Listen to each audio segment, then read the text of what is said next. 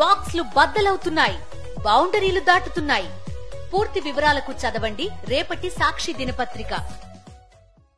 సీతారాం ఏచూరి మరణం కమ్యూనిస్టు ఉద్యమాలకే కాదు, దేశ రాజకీయాలకు తీరని లోటని చెప్పొచ్చు.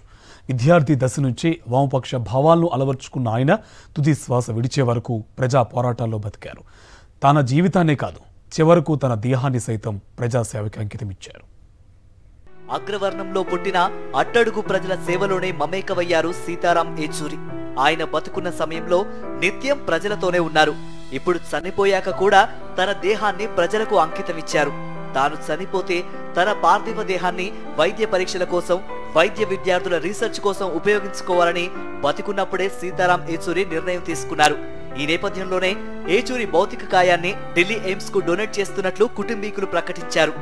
వైద్య విద్యార్థులకు బోధన, పరిశోధనకు ఉపయోగపడేలా ఆయన కుటుంబ సభ్యులు ఈ నిర్ణయం తీసుకున్నారు.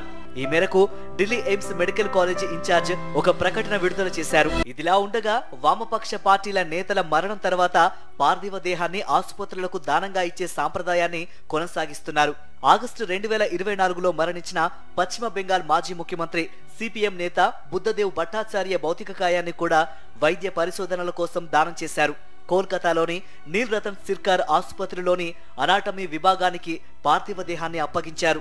ఇందుకు సంబంధించి మార్చి 2006లోనే బుద్ధదేవ్ ఓ స్వచ్ఛంద సంస్థకు హామీ ఇచ్చారు. పశ్చిమ బెంగాల్కు సుదీర్ఘ కాలం పాటు ముఖ్యమంత్రిగా పనిచేసిన కమ్యూనిస్టు దిగ్గజ నేత జ్యోతి బసు కూడా మరణానంతరం శరీరాన్ని వైద్య సేవలకే అప్పగించారు. 2010లో జ్యోతి బసు మరణించగా ఆయన పార్థివ దేహాన్ని కోల్కతాలోని ఎస్ఎస్కేఎం ఆసుపత్రికి దానం చేశారు.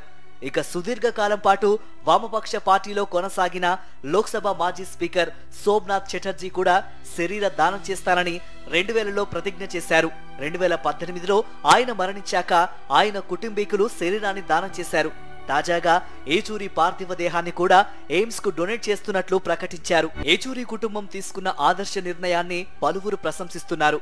దేశం గర్వించదగ్గ నాయకుడి పార్థివ దేహాన్ని మెడికల్ కాలేజీకి డొనేట్ చేయడంపై సర్వత్రా ప్రశంసలు వినిపిస్తున్నాయి.